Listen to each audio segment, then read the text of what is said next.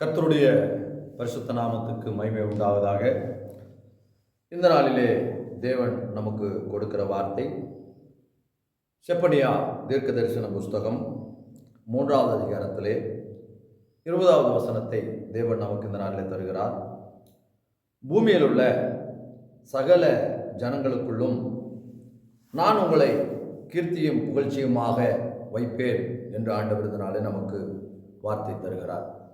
இதை பார்த்து கொண்டிருக்கிற அருமையான தேவ மக்களே, தேவ ஜனங்களே, இந்த நாளிலும் பூமியிலே பலதரப்பட்ட ஜனங்கள் இருந்தாலும் ஆண்டவர் நம்மை அவருக்கென்று பிரித்தெடுத்திருக்கிறார். அவருக்கென்று பிரித்தெடுத்த நம்மை கீர்த்தியும் புகழ்ச்சியுமாக வைப்பேன் என்று ஆண்டவர் வாக்கு கொடுத்திருக்கிறார். அதனாலே உண்மையாக இன்றைக்கு நம்முடைய வாழ்க்கையிலே நம்மை சுற்றிலும் பலவித ஜனங்கள் இருந்தாலும், பலவிதமான மக்கள் இருந்தாலும், பலவிதமான அரசாங்க உத்தியோகங்களை செய்தாலும், பலவிதமானவர்களாக இருந்தாலும், பணம் படைத்தவர்களாக இருந்தாலும், ஐஸ்வர்யவான்களாக இருந்தாலும், செல்வவான்களாக இருந்தாலும், ஆனால் அவர்களை காட்டிலும் அதைவிட நம்மை மேலாக கீர்த்தியும் புகழ்ச்சியுமாய் வைக்கிற கர்த்தராய் இருக்கிறார். அதனாலே நீங்கள் எதை குறித்தும் கவலைப்படாதீர்கள்.